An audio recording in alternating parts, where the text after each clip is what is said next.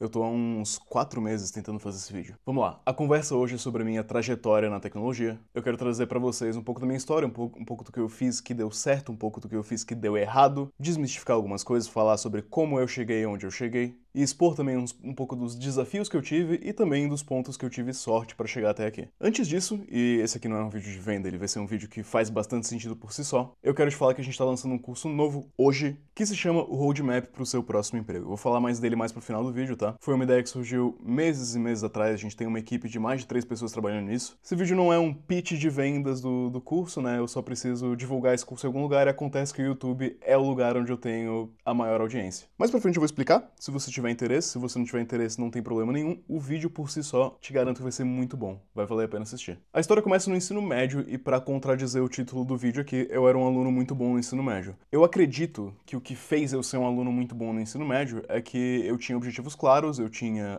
métricas de sucesso ali, e até a metade do terceirão eu tinha um objetivo muito claro de passar em medicina. Era o curso que eu queria fazer, porque honestamente eu não tinha ideia do que eu queria fazer, eu sabia que medicina dava dinheiro, então bom, não sabendo o que eu quero, eu vou naquilo que dá dinheiro. Conforme eu fui criando consciência ali como jovem adulto, vai, de 16 anos de idade, eu fui percebendo que eu me daria melhor em algo com lógica, com números, que de repente deveria me encaminhar para uma engenharia. E aí eu esbarrei no fato de que computação, né, programação, dava um dinheiro legal, dava um dinheiro naquela época tão bom quanto engenharia, se não melhor. A entrada no mercado de trabalho já era um pouco mais fácil, sair do Brasil também era um pouco mais fácil, né, tinha um pouco menos de burocracia. E, sinceramente, eu abria a lista de homens mais ricos do mundo e tava lá o Bill Gates e o Zuckerberg, né, dois programadores. Eu pensei, bom, não tem como dar errado. Aqui da galera mais rica é ou finanças, ou tecnologia, ou sei lá, tipo petróleo, coisas que eu não tenho como acessar, né. Então acabou que, quase por acaso, mas tentando me ater àquilo que eu achava que eu seria bom, eu escolhi a faculdade de Sistemas de Informação na UFSC, que era a faculdade que eu iria cursar, né. A UFSC, ela calcula a nota de uma maneira meio estranha, eu acho que é até 120 pontos, algo, né, 110, 120 pontos, não sei como é que estão calculando agora, mas a questão da UFSC é a seguinte, né? Ou 105 pontos, enfim. Pra passar em sistemas de informação, naquela época, tu tinha que fazer 50% da nota. Tinha que ter 50%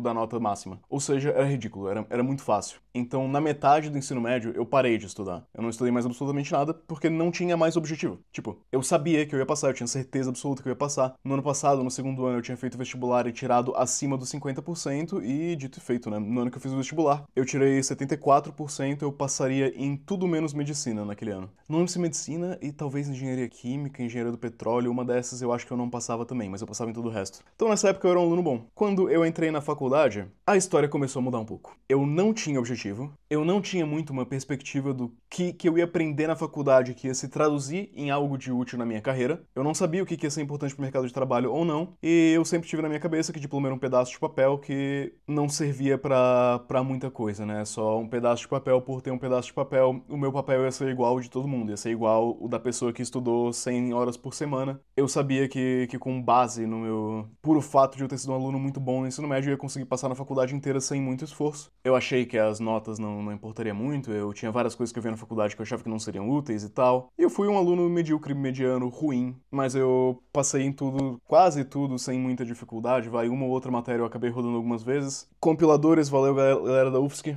E eu fui aqui, né, um aluno nota 6, aluno nota 5,75, porque o CAGR ajusta ali a nota. Dentro da faculdade, eu consegui meu primeiro estágio. E aqui foi o contato que eu tive com trabalhar como programador de fato, né? O estágio que eu tive já dá pra considerar um emprego de dev, porque honestamente aquilo lá era um emprego de dev, era carga de dev, era demandas de dev, eu fui um desenvolvedor de software, efetivamente desde o meu primeiro estágio. E eu não gostei de programar, eu não gostava de programar. Durante a faculdade, né? A faculdade começou aqui em 2014, deixa eu colocar aqui, eu comecei fazendo em 2014. O meu primeiro estágio foi, acredito que em 2016, 2015 ou 2016, não lembro. Desde 2014 eu não gostei de programar na faculdade, não gostei de programar no meu primeiro estágio, eu não gostei de programar no meu segundo estágio. Não tinha muito problema, porque pra mim trabalho era só trabalho. Nessa época eu pensei em desistir da tecnologia, e porque eu sempre gostei muito de investimentos, eu sempre fui muito nerd de investimentos e finanças, eu ainda sou muito nerd de investimentos e finanças. Nessa época eu decidi tentar o estágio numa empresa de investimentos. Abriu a vaga, eu apliquei pra vaga, a minha entrevista era num feriado em Floripa, mas não era feriado em São Paulo, então a Bolsa de Valores abria, a empresa funcionava, né? Eu cheguei antes do meu horário e a única pessoa que estava na empresa era o cofundador da empresa. Então a entrevista que era para ser com o RH, o cofundador da empresa abriu ali a porta para mim no feriado e, sei lá, talvez por falta do que fazer às 8 e pouco da manhã, foi conversar comigo pra entender quem eu era e tal. Naquela conversa eu demonstrei bastante conhecimento sobre o mercado financeiro, tipo assim, em 5 minutos de conversa a gente tava, isso aqui era 2016, tá? Eu acho que o Primo Rico nem tinha um canal no YouTube ainda. Em 5 minutos a gente tava falando sobre fronteira de portfólio eficiente de Markowitz. Sim, eu era nerd mesmo de investimentos. Eu estudei muito mais investimentos na faculdade do que eu estudei tecnologia, eu acho. Enfim, tendo essa conversa com o cofundador, eu fui aceito, né? Fui contratado ali como estagiário para essa empresa. Um estágio que eu não gostei mais ainda. Eu desgostei mais ainda do que trabalhar com tecnologia, porque eu achei que eu ia para uma empresa de investimentos ser um nerd de investimentos. O que aconteceu foi que eu fui para uma empresa de investimentos ser alguém que mexe em planilhas e, honestamente, dá orientação pedagógica para adultos, né? Tem que explicar ali pro adulto: não, vem cá, meu queridão, o mercado caiu por condições macroeconômicas que estão fora do nosso controle. Sinceramente, eu não tinha paciência para ser coach de investimentos de empresário, saca? Era um trabalho muito tosco eu ter que explicar pro cliente como se ele fosse uma criança de 5 anos que não, ele não vai ganhar dinheiro todos os dias sempre se ele quiser uma rentabilidade alta. Muito bem, desmotivado com essa experiência de trabalhar em empresas de investimentos, eu voltei pra faculdade, eu arrumei um emprego, né? Então eu tava trabalhando e estudando simultaneamente. Aquilo lá demandava o meu dia inteiro. Eu saía de manhã, era academia, trabalho, faculdade de noite, voltar pra casa. Esse período da minha vida é um borrão, tá? O período de 2018 até o final de 2019 é um borrão que eu não lembro de muita coisa e eu sei que eu fiz tudo nas coxas. Certo, eu fiz o mínimo possível para eu conseguir passar, para eu conseguir obter aquele diploma, para eu conseguir me manter no trabalho e ganhar promoções ali a cada 6 meses, um ano, e fui levando. Ali, em 2019, eu me formei. Em 2019, 2020, eu caí na real. Certo, eu te falei que eu era muito bom em investimentos, né? Eu entendia muito, eu ainda entendo muito. É muito fácil para alguém que entende de investimentos e sabe matemática básica conseguir calcular o quanto de dinheiro você precisa para se aposentar e não precisar trabalhar o resto da sua vida, para manter determinado patamar de dinheiro, né? E o quanto tempo vai demorar para você chegar lá, o quanto você precisa investir mês a mês para chegar lá. Nessa época eu tava ganhando entre R$ 1.500 e R$ 2.900. Eu fiz o meu cálculo de aposentadoria para ver quando que eu conseguiria me aposentar, né? Com um aumento salarial ali constante, um pouquinho acima da inflação e tal, investindo X% do meu patrimônio. Eu cheguei à conclusão que para me aposentar no patamar que eu queria, eu ia trabalhar até depois de morrer. Eu ia estar morto, enterrado no caixão, com 150 anos de idade, ainda trabalhando para ter a aposentadoria que eu queria. Quando eu tava na faculdade, sempre existia uma expectativa de, pô, eu vou sair da faculdade e tal, vou arranjar um emprego legal, fazer isso, fazer aquilo. Quando eu saí da faculdade, eu tava na vida adulta só trabalhando, aí eu tive que cair na real. Porque aí, tipo assim, foi isso daqui, certo? Esse trabalho que eu não gosto, eu não sou bom, e eu não gostei de nenhum outro trabalho que eu fiz até hoje, vai ser o que eu vou fazer por 8 horas por dia até o final da minha vida. Então, né, nessa perspectiva não muito animadora, eu me vi, assim, com duas opções, né?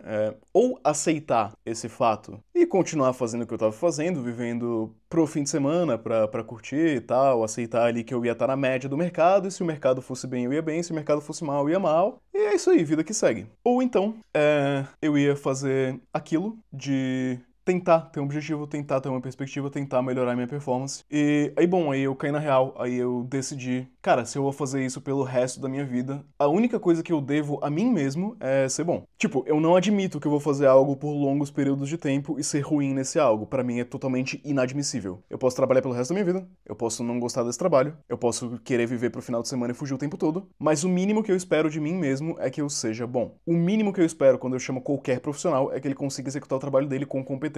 E eu não sentia que eu conseguia executar meu trabalho com competência. Lá por 2020 e 2021, eu tava com a mentalidade certo que eu queria ser bom. Eu caí na empresa certa, provavelmente por sorte, honestamente. Acabou que eu vi uma empresa que parecia ser interessante, parecia ter uma cultura legal, eu apliquei pra essa empresa, eu me dediquei muito no desafio técnico, muito. Era um desafio take-home. Eu fiquei uma semana polindo aquele take-home. Era um desafio em Django, eu não tinha nenhuma experiência em Django. Na hora que me entrevistaram, eu falei, cara, eu não sabia nada de Django, eu fiz seguindo a documentação do framework, e eu fui contratado para essa empresa. E nessa empresa, então chamada Django Devs, se o pessoal da Django estiver assistindo, beijão pra vocês, amo todos vocês. Carinho muito especial pelo Andrew, que me ajudou muito a estar aqui onde eu tô, tá? O Igor, que foi o meu mentor. Eu tava na empresa certa, no lugar certo. Eu tava na empresa que tinha bons sêniors, uma boa cultura, tinha bons processos. E eu preciso dar a César o que é de César, certo? Muito do que eu aprendi nessa época em que eu tava focado em ser bom, focado em ser um bom desenvolvedor, focado em melhoria constante. dedicando 8 horas por dia para a empresa, mais 2, 3 horas por dia para estudar fora da empresa. Eu aprendi muita coisa com sêniors que, pô, tenho um carinho enorme por eles, que me ajudaram muito a chegar onde eu tô, me ajudaram muito a aprender o que eu aprendi, mas eu também aprendi muita coisa sozinho. Não seria justo eu falar que foi tudo aprendizado por causa de incentivo de outras pessoas e estar no ambiente. Não seria justo também eu falar que foi tudo mérito meu, né? Foram duas coisas que aconteceram, assim, em conjunto. Nessa empresa, e o fato de eu estar na empresa certa, eu me senti valorizado. Eu senti que os meus esforços eram recompensados com mais trabalho, com mais responsabilidade, mas existia uma progressão de carreira que estava sendo seguida e eu estava vendo uma rápida progressão, certo? O meu salário foi muito rápido, de R$ 2.900 na época para 4.000 e poucos reais em questão de um ano e pouquinho, certo? E o meu cargo foi de alguém que era um desenvolvedor júnior para alguém que era pleno, para alguém que a empresa era uma fábrica de software. A gente fazia software para várias outras empresas e em momentos, em 2 dos projetos, eu fui o desenvolvedor back-end principal desses 2 projetos, sendo pleno. Então eu me senti valorizado, me senti recompensado, eu senti que o meu esforço me transformou num desenvolvedor melhor. Me transformou em alguém que tanto conseguia aprender melhor, quanto conseguia lidar com os problemas melhor. Foi aí um grande processo de aprendizado que eu tive nessa empresa, porque, de novo, eu tava com uma mentalidade certa de querer aprender, de querer me dedicar, de querer ser bom naquilo, independente de se eu gostasse ou não, e eu tava no ambiente certo, que me deu as condições necessárias para eu crescer, que não me sobrecarregou de trabalho tosco, que não fez eu fazer hora extra maluca, que permitia com que os seniors me ajudassem ali em algumas questões que eu podia evoluir, que me dava bom feedback, e bom feedback no caso é apontar aquilo que eu sou ruim e dar sugestões de como eu posso melhorar, isso é o bom feedback. E devido ao que eu acredito que foi um trabalho bom, não fui genial, não fui um grande gênio, não fui o melhor da empresa, não era o melhor performer da empresa. Eu era bom, eu soube pegar a responsabilidade quando foi precisado, né? Quando foi precisado de mim ser responsável, eu fui responsável. Quando foi precisado que eu fosse o back-end principal em projetos, eu fui. Eu fui recompensado com, novamente, mais trabalho. E mais trabalho, nesse caso, seria ser inserido num projeto numa empresa da Austrália. O que isso significa, né? Era uma fábrica de software. Muitos dos softwares que eu trabalhei a gente fazia para o Brasil. Um dos softwares que a gente fazia para a Austrália. Eu continuaria com o mesmo cargo, ganhando o mesmo salário, trabalhando para uma empresa da Austrália. A vantagem é que eu ia ser inserido no mercado internacional e eu ia trabalhar em uma grande empresa internacional e, enfim, eu topei. Mesmo sem ter aumento salarial, sabendo que ia ser um aumento em responsabilidade, em estresse, enfim, etc. Eu só fui oferecido esse cargo, né? Eu só fui oferecido mais trabalho por causa da minha competência e por causa do meu inglês. Meu inglês sempre foi muito bom. Até que, em 2022, eu fui contratado, então, pela empresa australiana, a empresa para a qual eu estava fazendo o projeto. E eu acredito que eu fui um desenvolvedor muito bom nessa empresa, porque depois de eles me contratarem, eles contrataram mais outros desenvolvedores da Jungle Devs, né? Mais outros 2. Então, acredito que eu tenha feito parte em abrir a porta para mais 2 outros devs, né? Lógico, se o meu trabalho fosse ruim, eles não iam contratar mais 2 devs de onde eu trabalhava. E nessa nova empresa eu tive que aprender uma nova stack, eu tive que me matar de estudar de cloud. Cloud pra mim demorou muito para eu aprender. Eu quebrava a cabeça em Lambda, eu quebrava a cabeça em Dynamo Database. Eu não conseguia subir algo para cloud, eu não entendia IAC, né? Infrastructure as Code. Demorou muito, foi muito difícil esse processo. Mas enfim, em algum momento entre 2020 e 2022, eu passei a gostar de ser um programador. É curioso, né?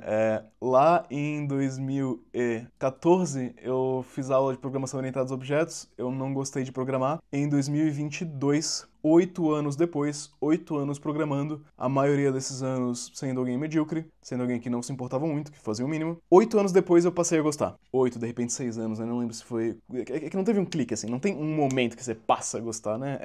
Algo gradativo. No que eu passei a gostar de programar, eu só melhorei aí.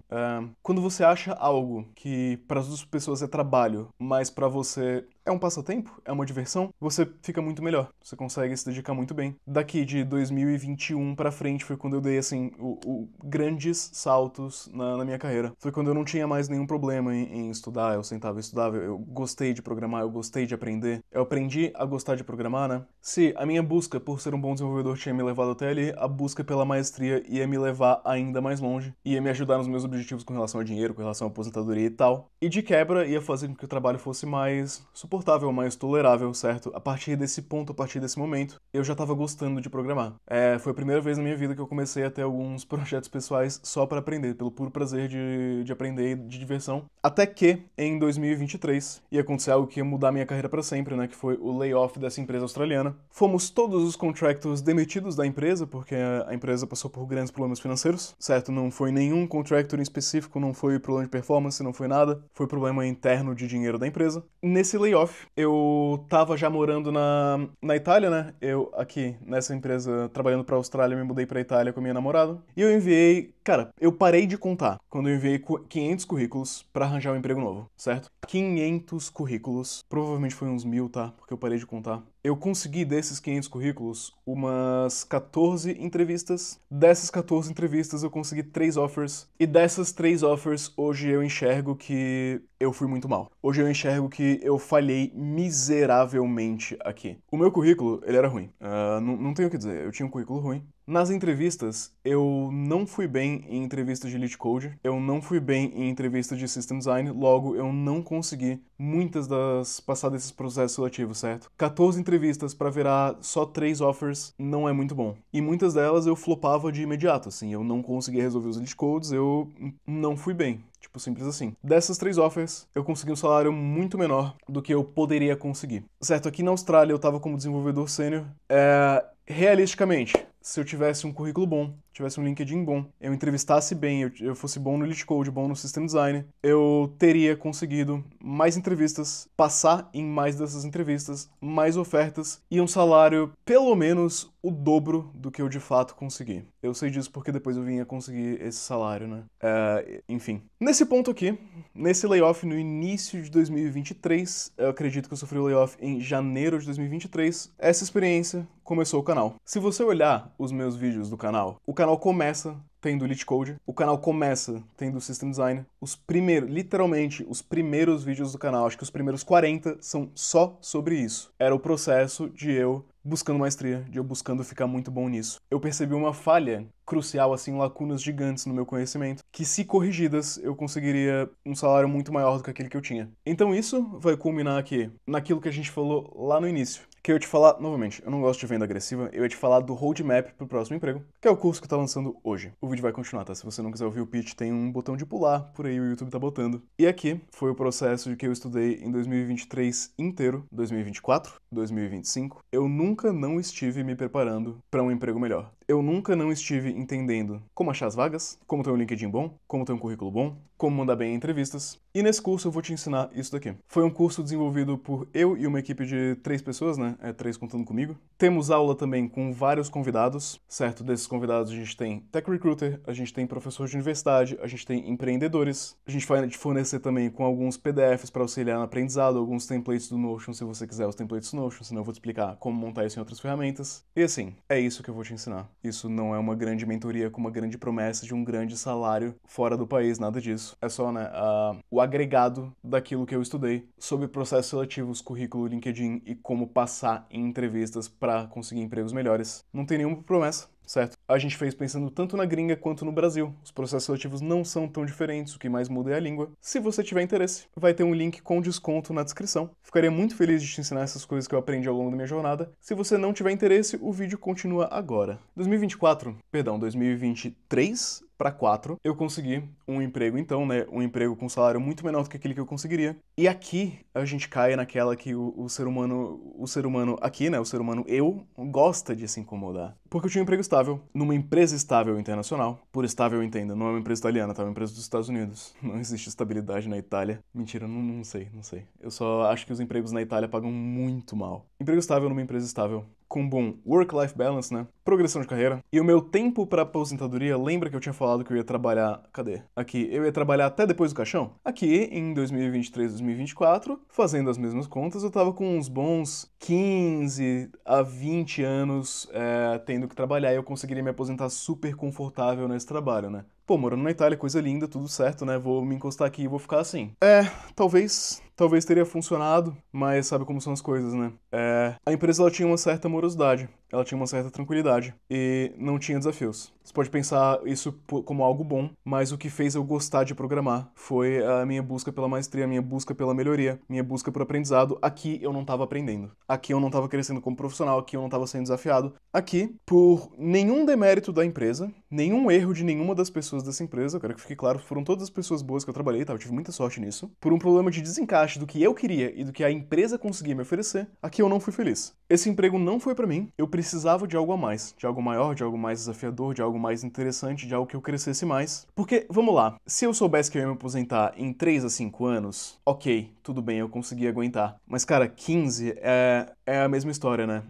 Se eu vou fazer algo por 15 anos, se eu vou fazer algo pelo resto da vida, o mínimo que eu espero de mim mesmo é que eu seja bom. Aqui no caso, né, a gente já tá muito embaixo na história. O mínimo que eu espero de mim, certo? O bom eu já acreditava que eu era, o mínimo que eu espero de mim é que eu seja excelente. Então, em 2024, eu apliquei parte daquilo que eu tinha aprendido sobre processos seletivos para basicamente dobrar meu salário, conseguir um percentual de equity na empresa e ir para uma startup early stage, onde, tirando o CTO, né, eu era o desenvolvedor back-end, ponto. Era eu e o CTO na back-end. Aqui a gente ia construir uma startup. Aqui a gente estava construindo uma startup. Aqui foi desafiador. Eu devo muito, novamente, a esse CTO também, porque ele foi um dos melhores profissionais de software que eu tive contato na vida. O cara é incrível. Eu aprendi muito com ele. E aqui nessa startup, eu sabia onde eu estava entrando, mas eu não sabia como eu ia me sentir ao estar lá. Eu fui demandado até a alma, e eu sabia disso. Eu sabia que ia ser assim. Isso me foi comunicado da alta demanda na entrevista, eu questionei sobre a alta demanda na entrevista, eles me falaram que era alta, eu sabia que era alta. E por um breve período de tempo eu fui muito feliz nessa startup, eu aprendi muita coisa, eu cresci muito, mas surgiu uma pulga atrás da orelha que eu não consegui parar de coçar, que é, eu tô construindo a startup dos outros. Nenhum problema com relação a isso, tá? Mas eu acreditava ainda que eu ainda conseguiria um salário maior. Eu ainda conseguiria um salário maior com equity nos Estados Unidos. Tipo, ok, eu tava ganhando um salário bem bom pra Alemanha, eu tava ganhando um salário bom pra Berlim, eu tinha um pouco de equity na empresa, muito pequeno, mas o fato de eu ser um dos poucos desenvolvedores na empresa, e assim, eu não ter um percentual substancial da empresa, embora eu tenha aprendido muito, e honestamente, em parte foi aqui que eu aprendi a construir uma startup, né?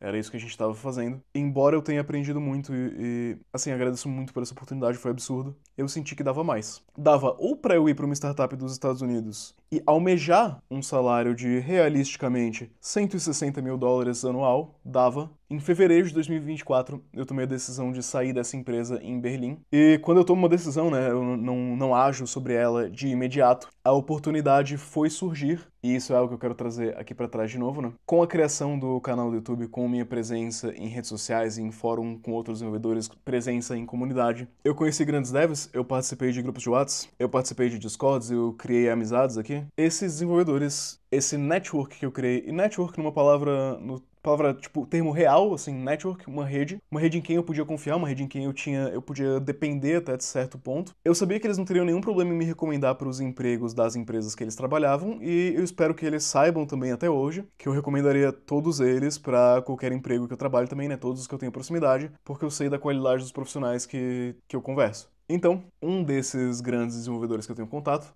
beijão Bernardo, muito obrigado, me apresentou para 2 colegas dele de pagamentos, certo que estavam fundando uma startup de payments nos Estados Unidos que tinha um projeto muito incipiente, e eu fui chamado para ser CTO, e aqui a oportunidade bateu no preparo, né?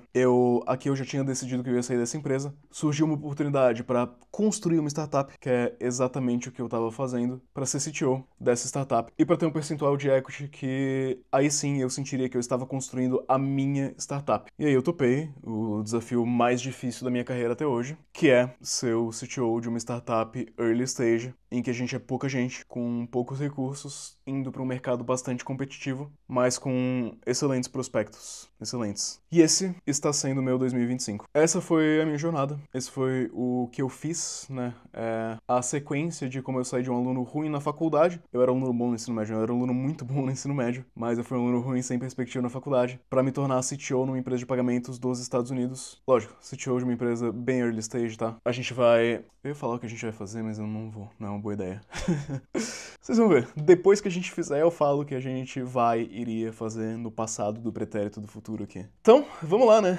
Takeaways desse vídeo bem heartfelt, tá ligado? Como é que se traduz isso pra português? Bem sincero, bem honesto. Eu não escrevi grandes scripts pra isso daqui, né? Eu só pontuei ponto a ponto quais foram os pontos da minha carreira e uns takeaways aqui que eu quero compartilhar com você, pra você que ficou até o final do vídeo, né? Sair daqui com o que eu acho que mais agregou valor, né? Primeiro, os erros que eu cometi. A gente aprende mais com os erros do que com os acertos. Uma pessoa muito inteligente vai aprender com os erros, né? Uma pessoa burra não vai aprender com os erros. Uma pessoa genial vai aprender com os erros de outras pessoas. Erros que eu cometi no meu caso foi não ligar pra faculdade e não me importar, ponto. Não me importar de uma maneira genérica. Não me importar com fazer um bom trabalho, não me importar com me desenvolver na área, não me importar com ir atrás de boas referências, não me importar como virar um bom desenvolvedor. Não me importar foi um grande erro. Não ligar pra faculdade foi um grandíssimo erro também. Muito daquilo que eu não aprendi na faculdade, eu tive que vir aprender depois. Estrutura de dados e algoritmos, tive que vir aprender depois. Banco de dados, tive que vir a reaprender muita coisa depois. Acho que esses foram os dois principais, assim, estrutura de dados, algoritmos, banco de dados. Eu pequei muito aqui na faculdade. Eu pequei muito também em não ter bases sólidas pra IA. Tinha matéria de sistemas inteligentes, eu não me importei, mas enfim. Foram os erros que eu cometi.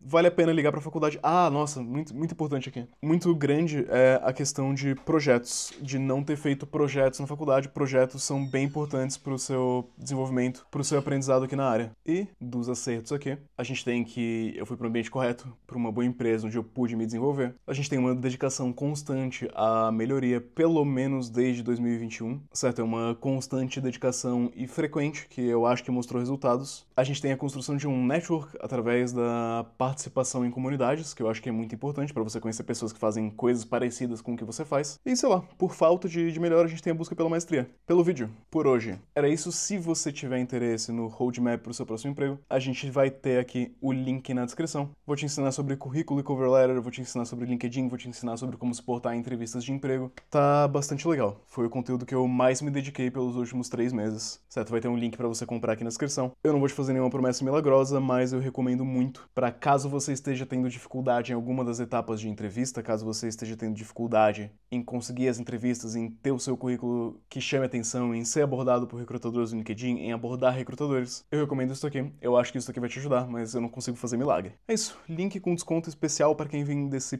primeiro vídeo em que eu anuncio o curso. Beijão e tchau!